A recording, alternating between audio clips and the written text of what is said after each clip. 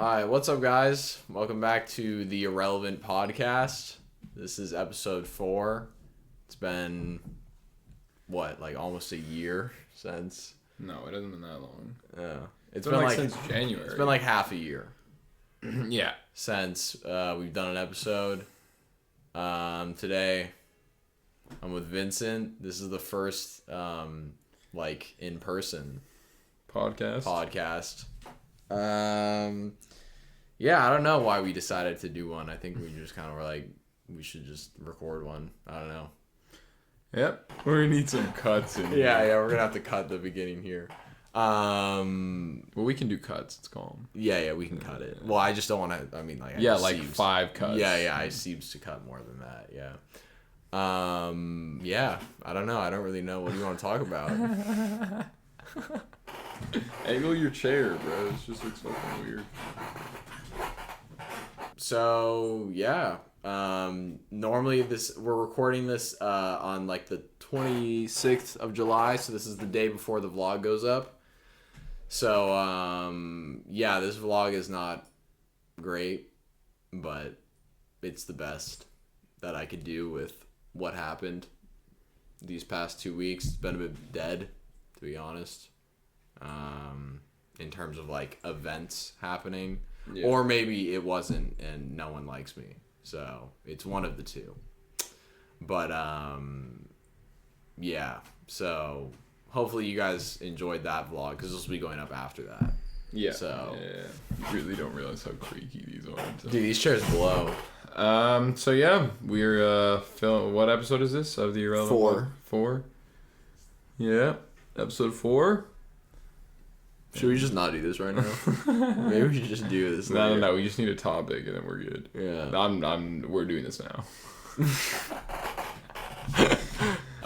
Wait, I can say some stuff. All right. So, I got a job. I'm obviously not going to disclose where or anything because it feels weird. Yeah, I'm now employed. So, life's a bit different, or it's going to become a bit different. You're going to be going from here. You're going to be traveling a lot from here in the UK and stuff like that. Yeah, so my job is fully remote. I work in marketing. Some pretty cool stuff, and I'm sure a lot of people are struggling. Well, not a lot of people, but there are a lot of people that are struggling to get jobs right now. So stay grinding, and you will find something. It took a while for you to find a job. Yeah, COVID is a bitch. Yeah, in every possible way. So and then obviously gonna keep on the hobbies, the music, everything, the future career, Yeah, the blow up, you could say. The blow up. What up?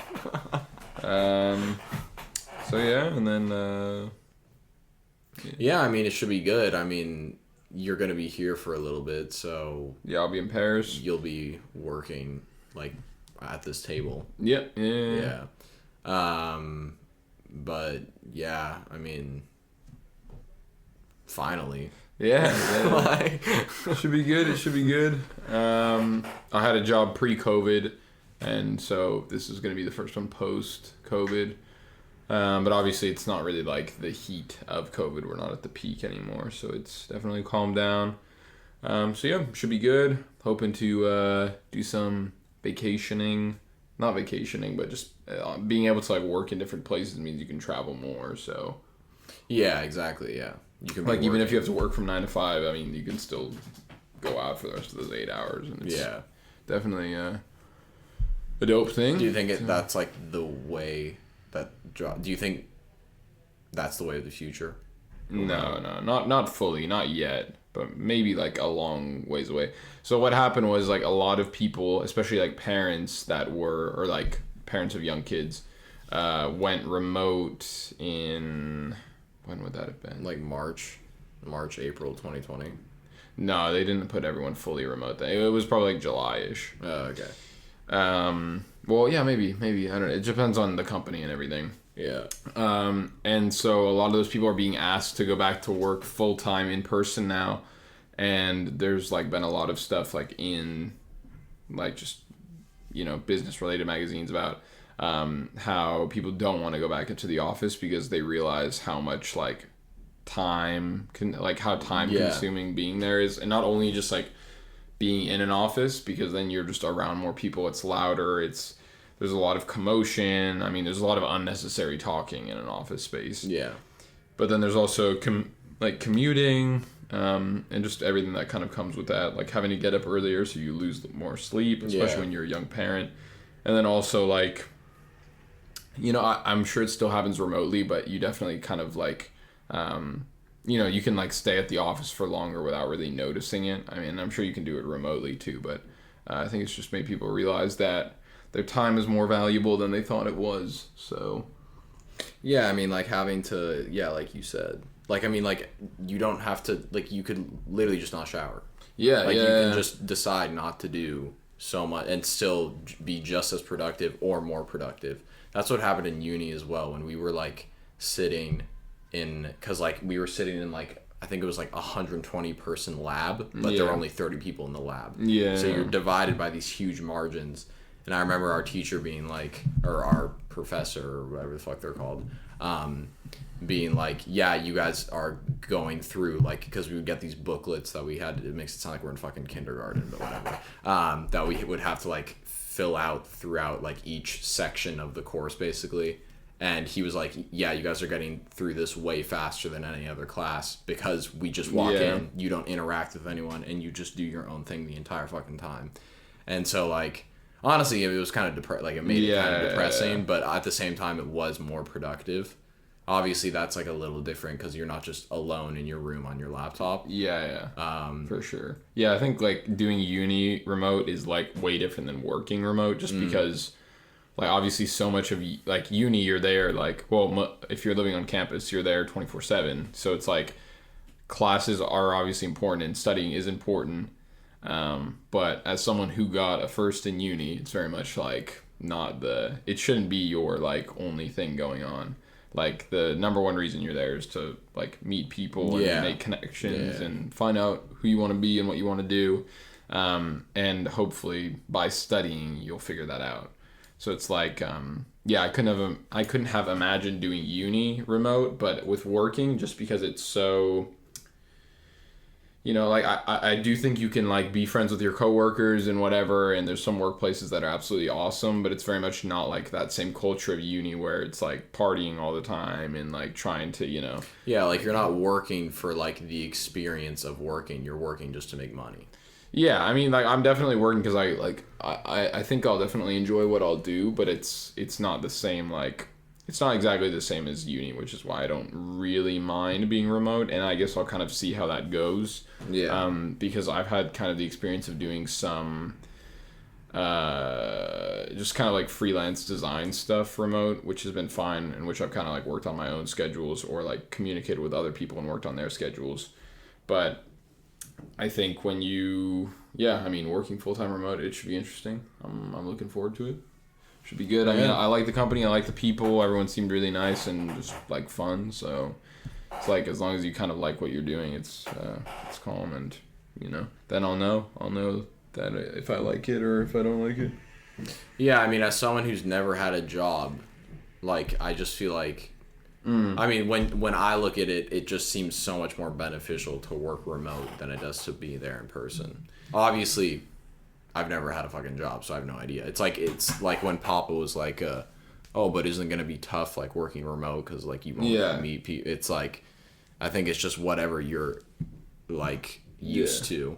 It's definitely, like, generational, too, I think. Yeah, 100%. People are, like, super, like, Generation Z is very much, like, and well, not everyone, but in general is much more happy than, like, the other generations kind of just, like, working remotely and like having that divide between like your life and work. Having the divide between your life and work. And then also like, I don't know, I think it's like there's been a huge kind of like realization like how much people let work take over their lives, especially in the US.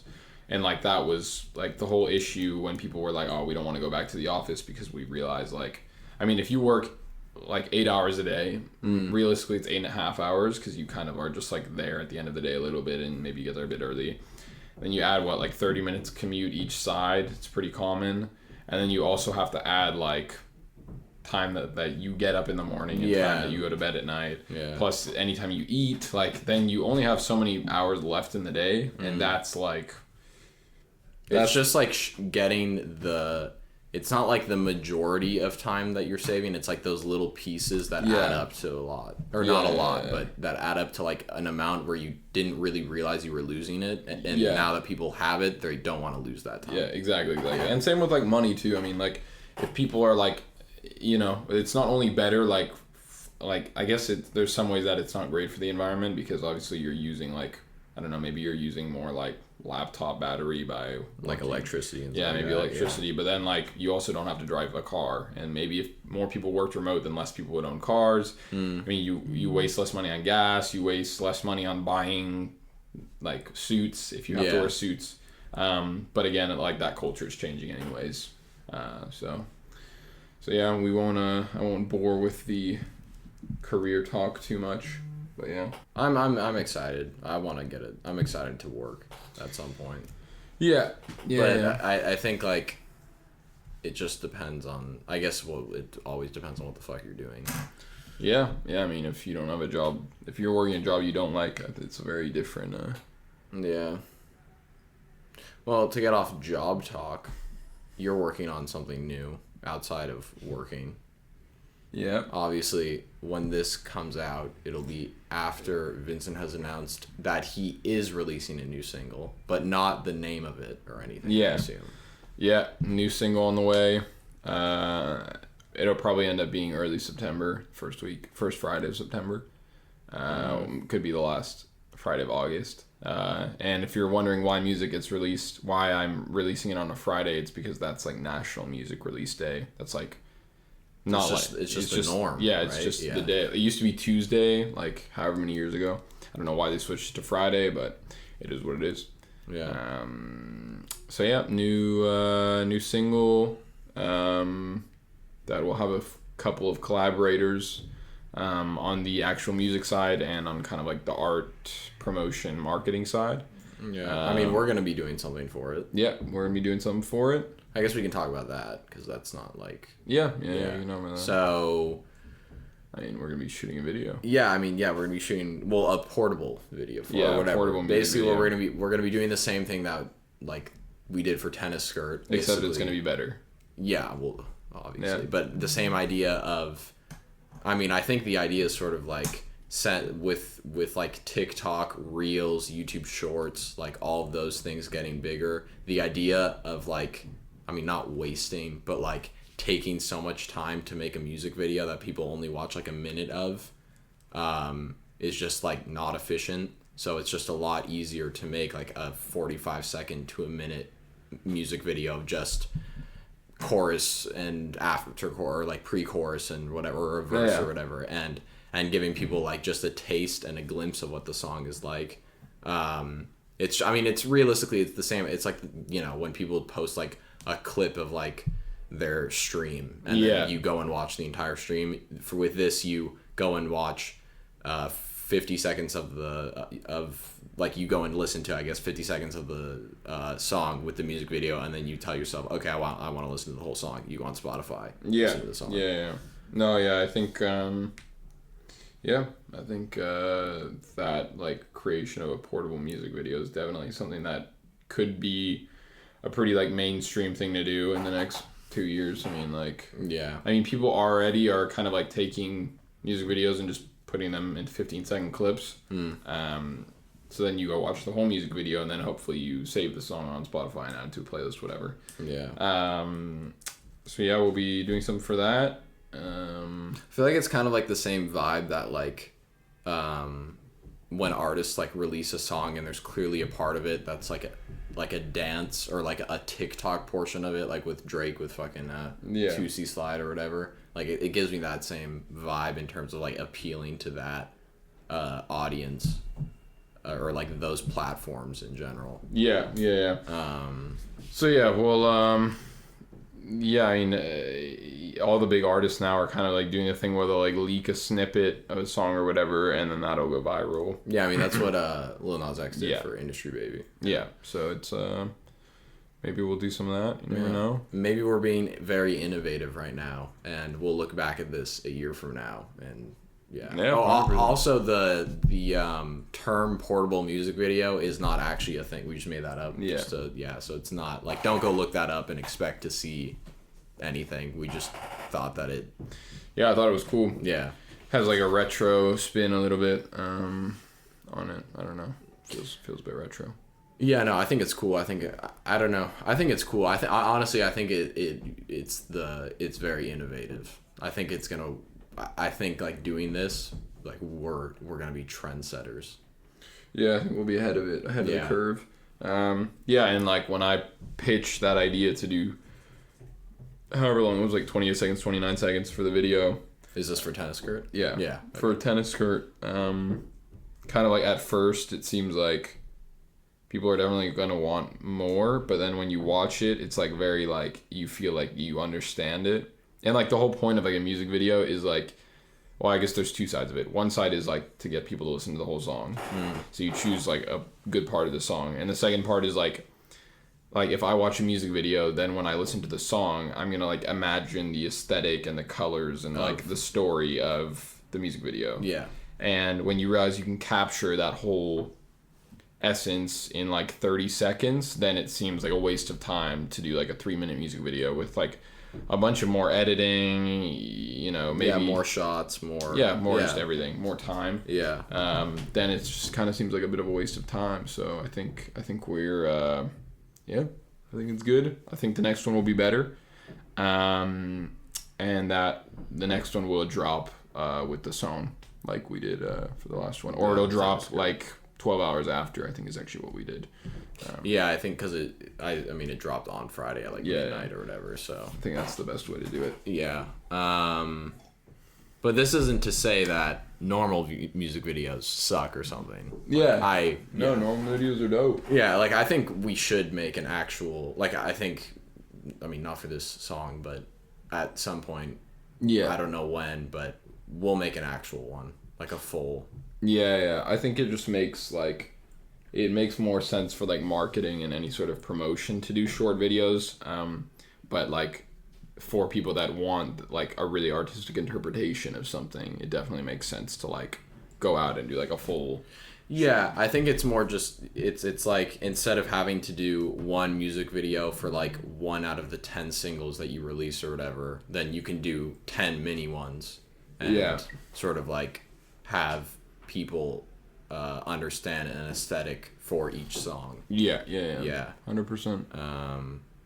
But I mean, I suppose like, because I mean, like 10 years ago it was like what, like all the 3 singles that like an artist would release would get music videos, and then like they would drop the album, and just those 3 singles would have the music video, or like maybe it's definitely different now. Yeah, so I feel like it like distributes the wealth of making a music video onto like every song that you can make. Yeah, I mean, like being an artist now and like being a lot of like anything in that artistic space, like even if you don't want to do it, like content is everything. So it's like if you're just like dropping the song and only dropping like, even if you're just dropping like audio snippets, like people don't care anymore. Like you have to, unless you're Drake or someone. But if you're a small artist, it's like if you're not making like video or visual content, it's like people aren't going to engage with it that much because there's a bunch of other people making dope content. So if you, I mean, that was kind of the goal with Tennis Skirt, was we like did a photo shoot, we did a video, we did like mini videos to tease the video and the song. And it ended up doing, I mean, it was good. I mean, I don't know if it worked. I think it worked. Yeah, the song performed well.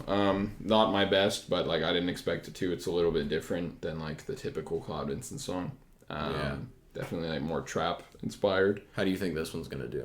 But I think this one will do really well. But I don't know I don't know if you could. Do you think it like fits within your sound? Yeah. Okay. I think this one's definitely more in my sound. We'll see what it is. I have no idea. No, it is fully written. and done, and will be. I mean, it's not done. Like, Yeah, it's not but like you don't have like the MP3 of like this. No. Yeah, It's not that done, but it's pretty much done. Yeah. Yeah. No, I think as if you're any sort of artist today, you can't just be good at art. Yeah. You have to be good at marketing and like everything that comes with like. Yeah. Yeah. Like you just have to be good at everything. But I think that's also is like one of the positives because then it just makes you such a versatile person in terms of like I didn't take fucking, well, I mean, that's bull. Like, I didn't take any marketing or whatever the fuck. But now if I ever need to, like, if someone's ever like, oh, like, if you were to drop a song, how would you do it? I'd be like, oh, I'll just do it. Obviously, you actually did marketing. So I would just be learning from you. But in terms of, like, just going through this process, now I can be like, oh, well, this is exactly what I would do. Because this is what Vincent did. Or, like, this is how I've done it with like a YouTube video or like a big project that I did or whatever. Yeah. And like we were having discussions about potentially doing like a more long form music video, like potentially with a budget. And that obviously takes way more effort, but then like the marketing that you can put behind that is even huge. Bigger. Yeah. And like one day I'd love to like manage kind of like marketing campaigns of artists, maybe even my own. As a job, and that would be dope because I think that's where I kind of like that's where that like passion for marketing and music kind of combines well, I think. Yeah, it's like yeah, exactly. It's the mix of like both of your interests. Yeah, basically. Yeah. So yeah, that should come out soon. Stay tuned for the video. It'll be up on this channel. Yeah, we'll be up on Shorts. Channel. Yeah, it'll be a YouTube Shorts, so it'll have it'll be on TikTok, Instagram, and then the song will be everywhere on whatever you listen on. Yeah, YouTube, whatever Spotify, Apple platform. Music. Yeah, I don't know. I want to definitely start making more diverse stuff. I mean, I guess that's why we're doing a fucking podcast right now. Yeah. But like recently, it's just been the vlogs, which are fun to make, and I think I really enjoy making the vlogs the most. But also, like, when I have a shit vlog, it literally, like, the vlogs are reflect exactly how I feel. Yeah. Like, if I have a shit vlog, my week will be shit. It's really, so, like, you know, I guess that shows how invested I am, so go watch that shit now. But, like, yeah, like, I feel like but I don't know if it's just with the vlogs, maybe it's just with videos in general. Like, if I make a really good video, then I'll have, like, a good, however long that, like, high of making the video. Like, I feel like that's kind of what it is, a little bit. Yeah. Like, when you publish something, whenever I publish something on Tuesday, or, like, tomorrow, for example, when I finally publish the fucking season 2, episode 5, I'll probably have, like, a little bit of, like, a high of just, like, feeling good that I like accomplished something. It's like a productivity high kind of, where it's like you're reaping the rewards of your work a little bit. And then if the video does shit, then that high just goes away basically immediately. And you're like, fuck. But you know, it just depends on how all that stuff does. Yeah, agreed. I think like it's weird because on like my side of things, when I dropped Hair's Too Short, it was doing like below average for the first like month and a bit. But like with music, it's so weird because like if you get put in people's playlists, then like that's what happened with Hair's Too Short. Like a lot of people started adding it to playlists, and a couple of blogs picked it up. And even though blogs are outdated in most other spaces, they're like still very much a thing in music. Like you have like Lyrical Lemonade is a blog, for example. So yeah, it's weird how that works. Some things kind of like, and on YouTube that would be like, I guess the equivalent of like hitting an algorithm or like some bigger creator sharing your content. Yeah. So yeah. Yeah, no, I definitely think that like the thing that I don't know if this is like I guess it's like a dislike and a like, is like with YouTube, you're really stuck within YouTube in terms of like if I upload a video on YouTube, I can't go to like a blog and like be like, yo, like promote my channel. Like that doesn't really exist. Like there's not really like a whole idea of like, I mean, from what I've understood, like with music, it's a lot about playlisting. That doesn't really exist with YouTube.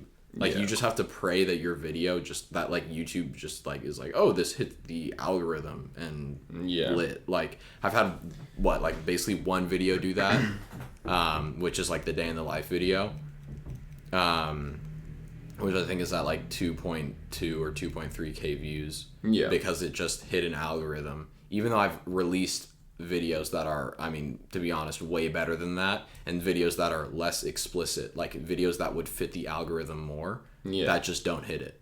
So I don't really know how, like, especially, I guess when you're a creator with like below, I think it's like 1,000 subs, it's just YouTube isn't really taking into account your videos. You could be posting, because YouTube sees you posting a high quality 10-minute video as the same as posting some random ass clip on your phone that's 8 seconds long when you're such a small creator.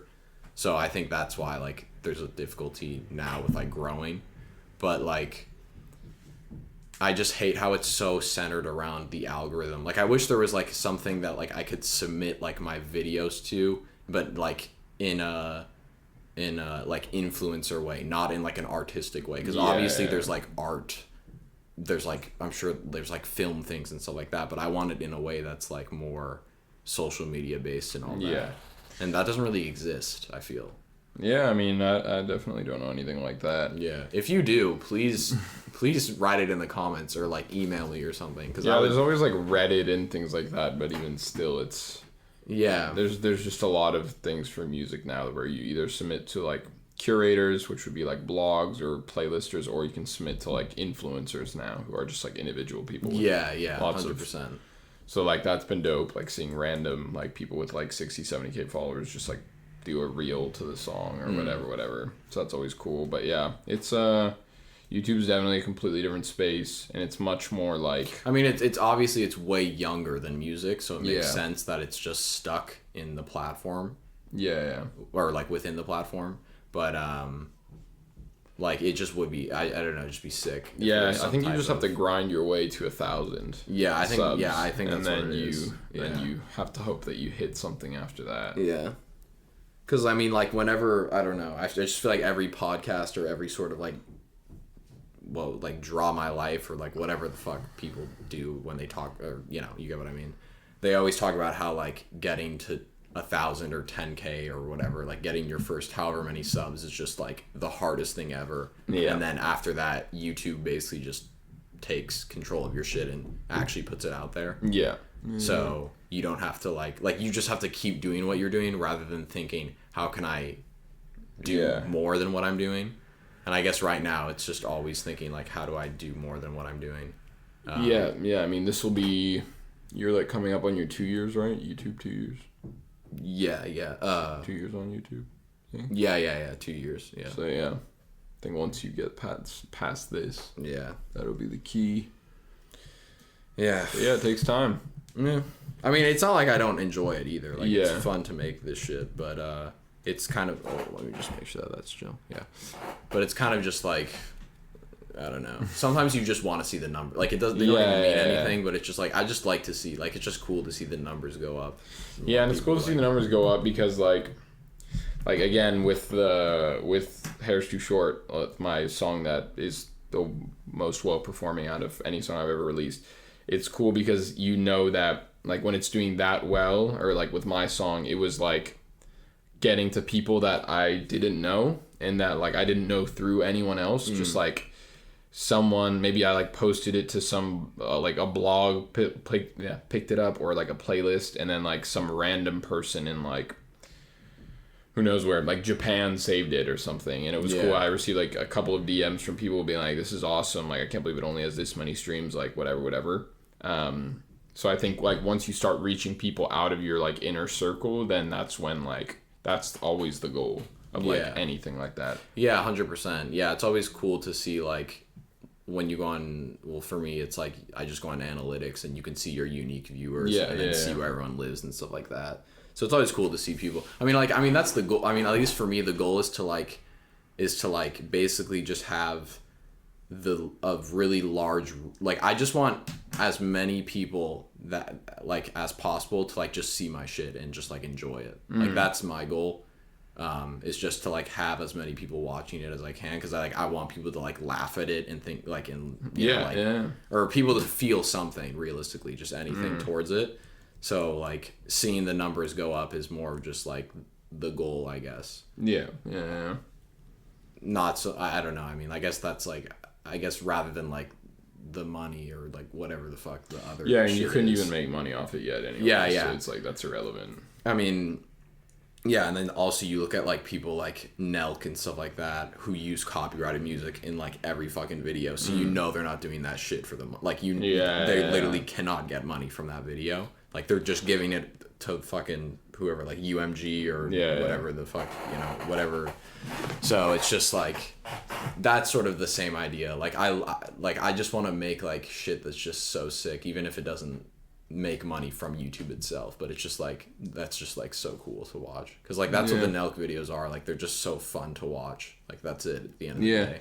And the reason they like are able to do what they do is because they have like essentially their own like Patreon where they're a really good example of people who like they have like 7 million subs or something, maybe way more now, I don't know. No, I think they're at almost 7 mil. It's like somewhere around there. But like their fans are so dedicated that like I think they have like a Patreon thing that's like you pay X amount of money per month, and then you get whatever rewards exclusive or random stuff. And like essentially a lot of creators do that, except I think they're just exceptionally good at that and have an exceptionally like high amount of people, which is why they have like the budget to be doing like crazy things. Like they can throw entire events that are like renting out an entire club and like fucking, which is like, I think that's the goal of like, well, I think that should be the goal at least of most creators, is to have like, I mean, it's just like have the dedicated fan base that's there for you no matter like, I mean, no matter what to a certain extent, but like a dedicated fan base that like supports you in like both what you do like normally and then also you trying new shit. It's like, I mean, that's kind of like what KSI's fan base is a little like. Trying music and all that stuff as well. Like, I mean, there's like a big thing in music where it's like, would you rather have, like, most people would take 1,000 like true fans of them over 1 million streams.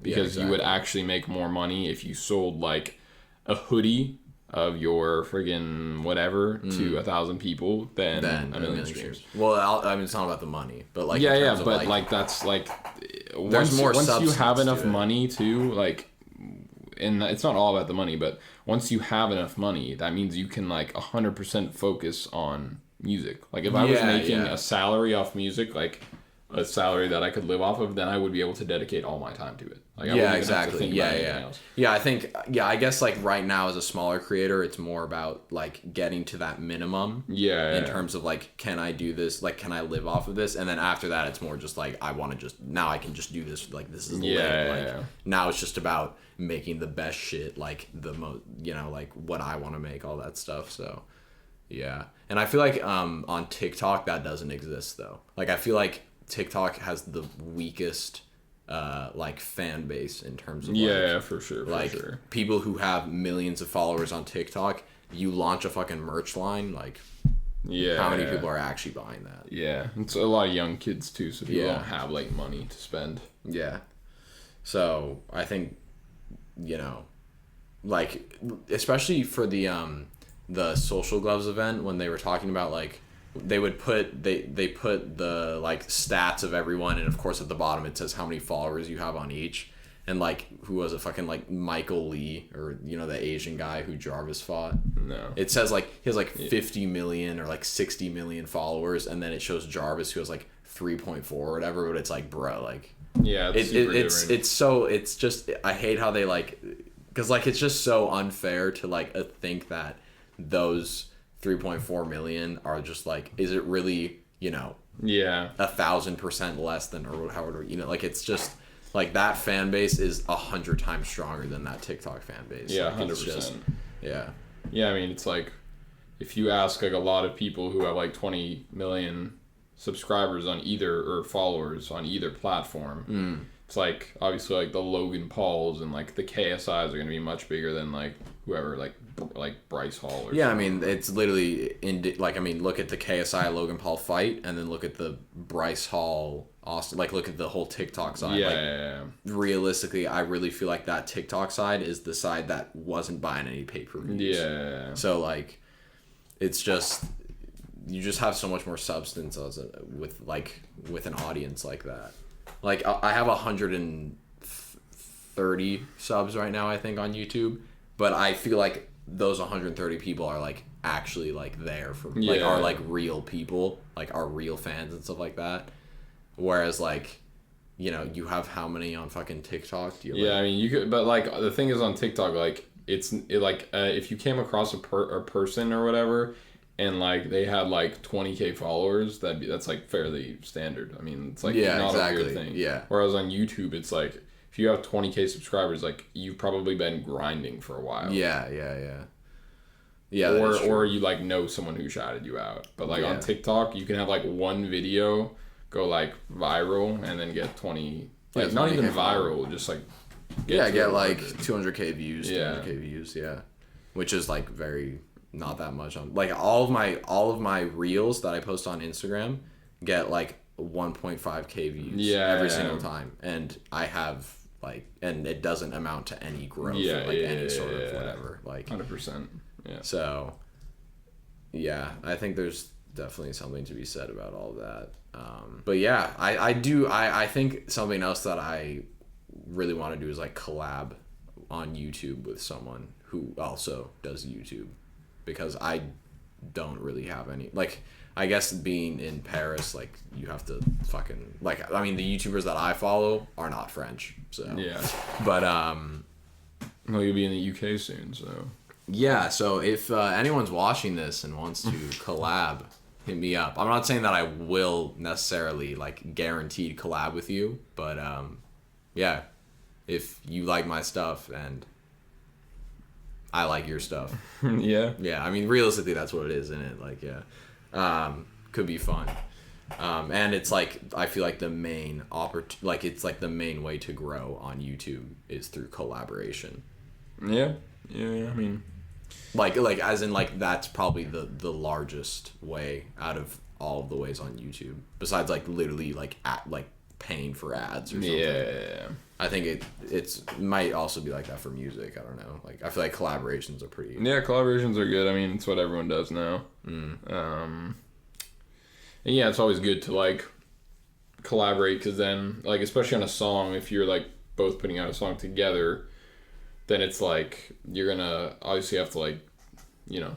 Yeah, just, like, you're gonna create something... You're gonna, like, create something different than you would normally create. So it's like... Oh, yeah. Okay. So that's always good. But yeah, obviously you have both audiences. Yeah, no, I think I think it'd be sick to collab with someone that does content that I don't necessarily do, because then it's just, like, trying new shit, and who knows if I like it, if I don't. I mean, obviously, you know, there's an extent to that. Like, I'm not exactly gonna start making fucking, like, beauty videos with fucking, you know, but yeah, I don't know. I think that's definitely on, like, the agenda, or, like, that's not on the agenda, but that's something that I really want to do, is definitely, like, collaborate with more, maybe not necessarily even you don't really need to be a YouTuber, but, like, a creator in general, because like, realistically, like, the two people that, I mean, it's really just been you and, like, Wag when I use his beats and stuff like that in vlogs or whatever. But yeah, like, creators in general, it's just, like, a fun thing to do. And I guess by doing it with anyone in general, you're just broadening the amount of people 100%. You reach. But yeah, I mean, like, I think that's why, I mean, like, that's another benefit of us just doing shit together, is because you have a YouTube and music side, so. Yeah, it combines both. And, like, they work, like, it's pretty common now for, like, music and video to cross, like, pretty much in everything. So, like, TikTok, literally. Yeah. So, yeah. Yeah, I mean, and then also just the amount of, like, the growth in YouTube people who do music is just, like, I mean, with, like, DDG, KSI, I mean, obviously, they're not, like, it's a different sort of level. I don't know. With music, it's always hard because, like, it's it seems like it's just getting more and more relevant. Like every year, it just seems like music is getting bigger and bigger and bigger. Like just as a thing. Yeah. Like more people are consuming more music because it's easier to consume than it's ever been. And then like comparing like TikTok to Vine, like Vine was very much not like a music centric platform, but TikTok is like. Yeah, if there was no sound in TikTok and you were only able to speak and you weren't able to use like potentially copyrighted audio, then it wouldn't be relevant. Like that was just Vine would be. That's just Vine. Yeah. Oh, so yeah, okay, yeah. Yeah, like okay. TikTok is way bigger than Vine ever was. Yeah, and, like, I agree. Yeah. Vine was much more like about like memes and like it was a lot more comedy skits based. And like acting and stuff like that. Whereas TikTok's much more just like literally about music and like dancing. I mean, honestly, TikTok is not really about anything. Yeah, that's why it's so. It's very. There's a lot of like subgenres and different areas of TikTok and whatever. So I think it's just even more relevant than it was a year ago. So it's music or TikTok. TikTok. Oh, TikTok, okay. Yeah. Well, I guess music as well. Yeah. Technically, but yeah. Yeah, I was gonna say, like, the ease of listening to music now, just insane. Yeah. Like, how easy it is just to... I mean, I guess that's just because of the growth of the internet in general. Or, like, not the internet, but the ability... Yeah, the ability to have access to, like, internet services like Spotify and all that stuff. For sure. Like, now you have people in... developing or underdeveloped nations listening to music and stuff like that. Like, I mean, I'm sure if you go on your fucking Spotify analytics, there's people in fucking buttfuck nowhere on this earth. There's people. I mean, there's people in places that I didn't even know existed. So yeah, sure. So yeah, it's cool. It's cool. I mean, it's good because like when I was first getting into, well, not first getting into music, but when I first started like listening to music when I was like, I don't know how old, like 10 or something, that was like, it was all off a friggin' crappy MP3 player that you had to like have the songs on your laptop, like downloaded from wherever. Yeah. And then you had to plug your thing in and drag all the files and then make sure none of them sucked. Yeah, I mean, like, do you remember when I mean, you'd have to like buy a song, fam. Like, you'd have to spend $1 to listen to. But before that, it was like all illegal. Like it was all like Napster. Yeah, it was all Napster and like that and stuff. Yeah, so honestly, we kind of got the shit end of the stick because we were stuck in between where you would just stream everything and where you could just illegally get everything. So we just had to pay for the music. Yeah, I had to. Well, I started listening to music when I had like could do like because I never had to buy anything on my crappy MP3 player. Like that was stuff I could just get from the internet, so I would just like either YouTube to MP3 it, or I would just like if it was on YouTube, which is crazy to think, or you would go on like LimeWire or something and then just get a crappy. Yeah, I guess that's more than me then, because. But then once I got an iPod Touch or whatever it was, then you had to buy the stuff. Yeah, like 99 cents a song or 69 cents a song or something. 129 maybe. Yeah, I remember some of them being $129. Yeah. I don't know why it wasn't the same price for every song. Yeah. I don't know why some were more than the others. But yeah, I mean, even when we were here, like when I had, I don't remember what phone it was. Maybe it was like I think it was like the Sony phone. So it was like 2013, 2014, and I just took all of your YouTube to MP3 files and just put them on my phone because I mean, like, Spotify was big enough then. It was like, 2013, 2014. But when you're a kid and, like, you don't have a lot of 4G because it was, like, super expensive then, or you didn't want to pay monthly for Spotify Premium, then just doing that was easier. I mean, even people now, like, fucking... when Gala was like, oh yeah, I use like song whatever sketchy it was like Audio Mac or something. Yeah, it was some sketchy like basically Napster thing where you just like illegally download the song onto an app. Like it's definitely rare now. Yeah, everyone's like either everyone has Spotify Spotify or Apple Music. Yeah, everyone has Spotify or Apple Music, 100%. Yeah, like I literally can't imagine not having Spotify Premium. Yeah, agreed. It's really weird. I got it like my last year of high school even. Like, I didn't get into... Yeah, we didn't get it till... I mean, I got it was 2015, which, like, it started in, like, 2012 or something, or 2011, so it's, like, not that. Yeah, I guess like, just... people knew what it was, but it was still, like... like, I don't know. I mean, there must have just been a huge growth period for Spotify in like 2 or 3 years. Yeah. Because I remember not even knowing what the fuck Spotify was when we moved here, but then like 3 years later, like everyone had Spotify. Like, yeah. So it must have just had like some And like when you didn't, well, like it was very difficult on Apple to get around. Like it was very hard to get MP3s of songs onto an iPhone, but like because I was like using an S2 for a while and then some crappy Windows phone or something, so that it was very easy to like get files onto there. But then once you switch to Apple, I think maybe just more people switching to that led to I mean, they have their shit locked down so hard. Like getting files on and off an iPhone is a pain in the ass unless it's like pictures. Yeah. So having to put MP3s and stuff like that is a pain in the fucking ass.